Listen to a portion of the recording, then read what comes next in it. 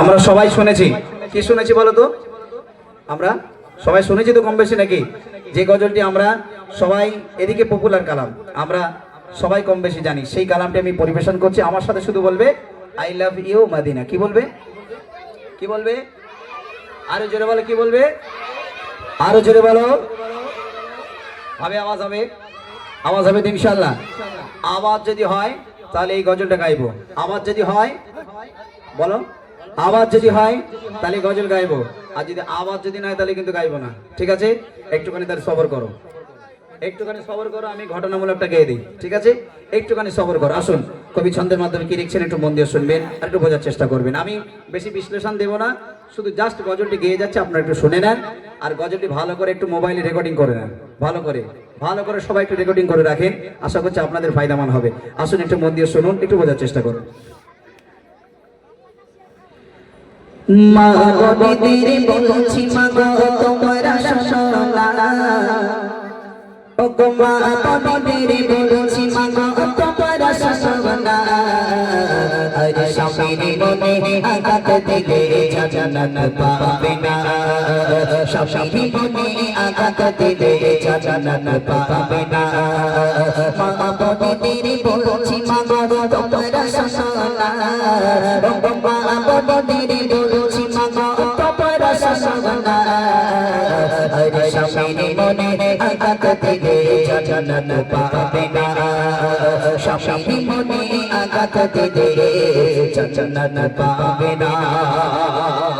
আমরা জানি সবথেকে বড় কাফের কে ছিলেন বলুন তো? একজন হাত তুলে বলুন, যে বলতে পারবেন আমার তরফ থেকে সবথেকে বড় কাফের কে ছিলেন? হ্যাঁ, কে বলেছিল? ফেরাউন। কে বলেছে? কে বলেছে ফেরাউন? কে বলেছে? হ্যাঁ, কে কে বলেছে ফেরাউন? আচ্ছা কাকা, চিপস দেবো? আচ্ছা ঠিক আছে, নেন। এটা আসতে হবে তো, এটা আসেন না, আসলে আমি কার হাতে দেবো?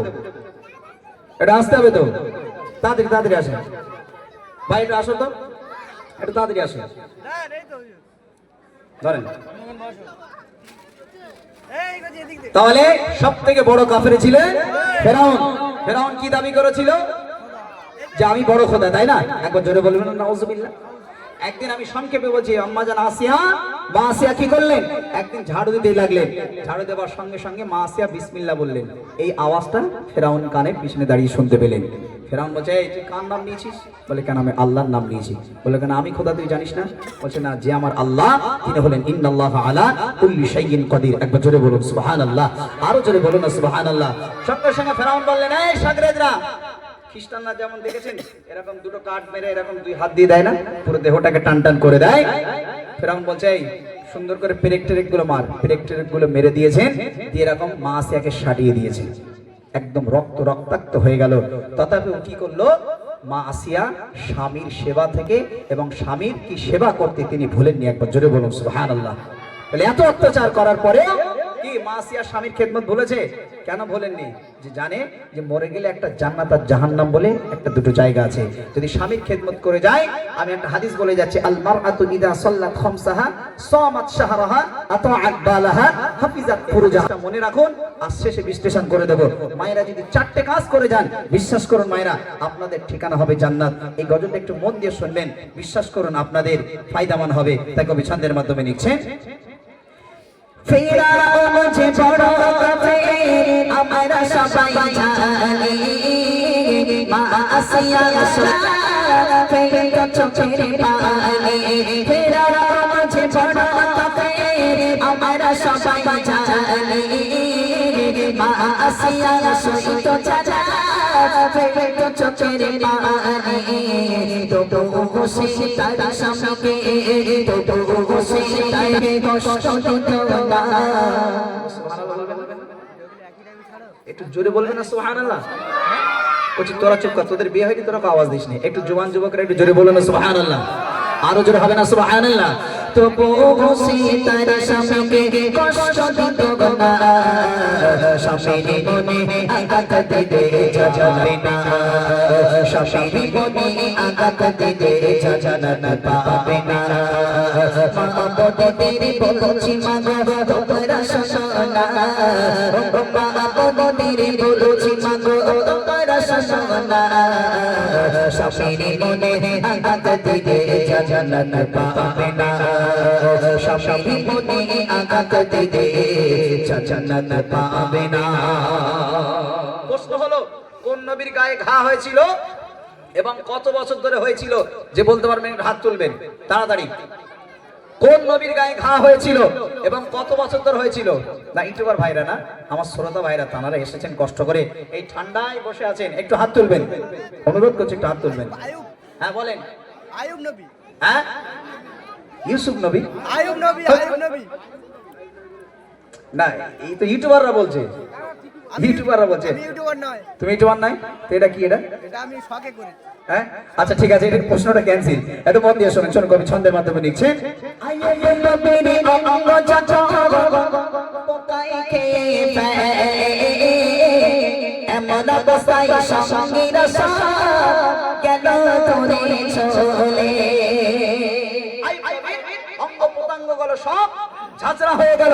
আমারে বিবি সব বিবিরা, সমস্ত বিবিরা ছেড়ে বিদায় নিয়ে চলে গেল। রহিমা আহারে স্বামীর সেবা থেকে বঞ্চিত হননি। একবার জোরে বলুন সুবহানাল্লাহ। বিবি রহিমা একদিন মনে মনে করছেন, আল্লাহ আমি তো 18 বছর ধরে আমার স্বামীকে খিদমত করছি, অন্যান্য বিবিরা ছেড়ে চলে গেল।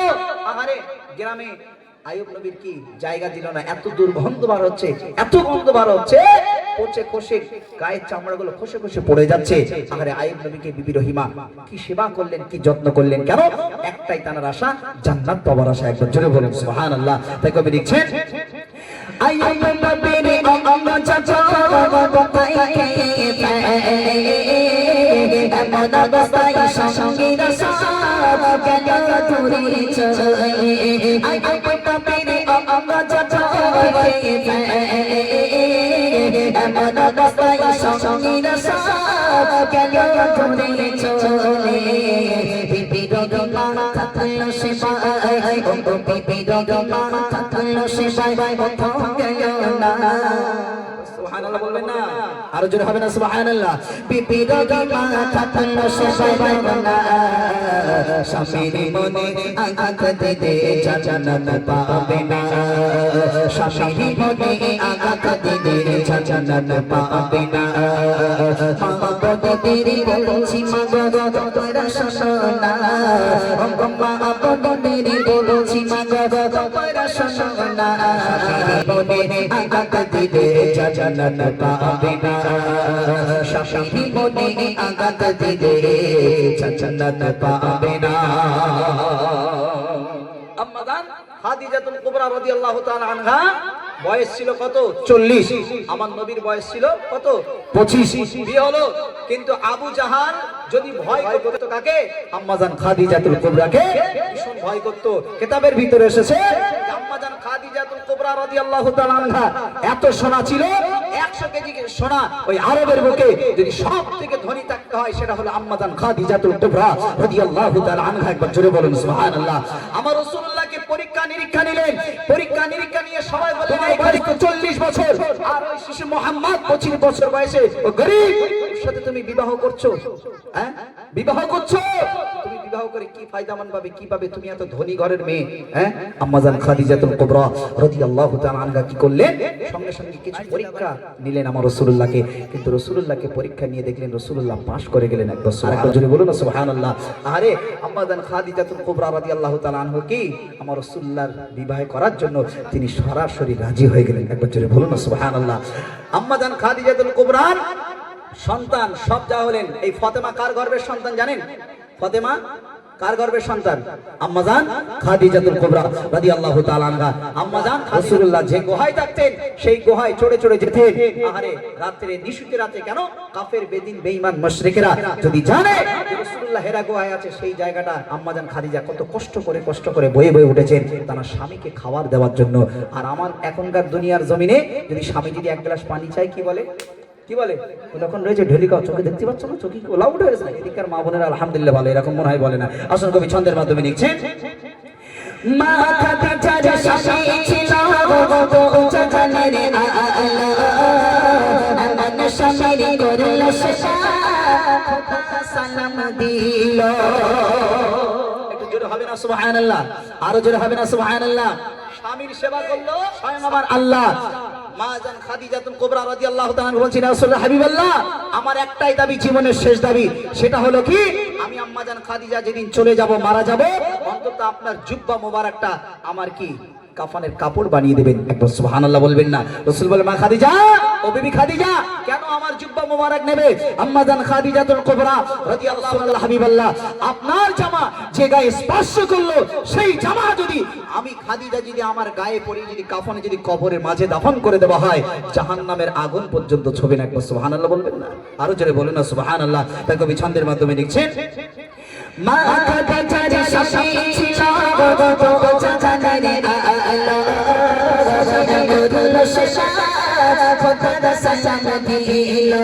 মা খাদিজার স্বামী ছিল জাহানের আলো, এমন স্বামীর নূরুল শেষাত খোদার সালাম দিল।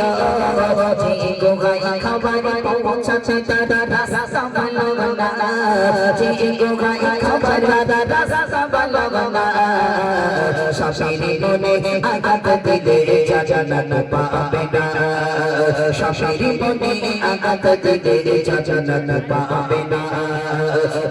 আপনিদের বলছি মা গো তোমরা শোনো না, আপনিদের বলছি মা গো তোমরা শোনো না, শাশুড়ি মনে আঘাত দিলে জান্নাত পাবে না, শাশুড়ি মনে আঘাত দিলে জান্নাত পাবে না। আমরা অনেক মারা আছি, আমরা কি করি? অনেক ইবাদত করি, ইবাদত করি, কিন্তু ইবাদত করে সব নষ্ট হয়ে যাবে, সব ধ্বংস হয়ে যাবে, শেষ হয়ে যাবে যদি স্বামীর অনুগত্য যদি না হতে পারে। আপনার পাহাড় পাহাড় নেকি, আপনার পাহাড় পাহাড় সবকিছু আমল মা বরবাদ হয়ে যাবে। স্বামীর সেবা কিন্তু আপনাকে করতে হবে। এমন এক নারী পাহাড় পাহাড় কি সমস্ত কিছু সবকিছু সব করে কিন্তু স্বামীর নাফরমানি করার, স্বামীর অনুগত্য না হওয়া, সেই জন্য সে ধ্বংস হয়ে গিয়েছিল। তাই হাদিস বলেছিলাম, আল মারআতু ইদা সাল্লাত খামসাহা সামাত শাহরাহা আতাআত বালাহা। মায়েদের চারটি কাজ করে যাব মা, একটা ভালো করে শুনেন। আল মারআতু ইদা সাল্লাত খামসাহা, 5 ওয়াক্ত নামাজ আদায় করবেন, তারপরে সামাত শাহরাহা, রমজানে রোজা রাখবেন, আতাআত বালাহা, স্বামীর অনুগত্য হবেন, হাফিজাত ফুরুজাহা, এবং মাথা থেকে পা পর্যন্ত আপনার হেফাজতের দায়িত্ব নেবেন। আল্লাহ বলছেন এই চারটে যদি কোনো নারী দায়িত্ব নেয়, আমি আল্লাহ কথা দিচ্ছি তার বিনা হিসাবে জান্নাত। আরো জোরে বলুন না সুবহানাল্লাহ। তাই কবি শেষ সন্দেহ লিখছেন, এক নারীর আমল নামায় নেকের পাগাড়ি ছিল, তার একটা স্বামীর সঙ্গে নাফরমানি করেছিল।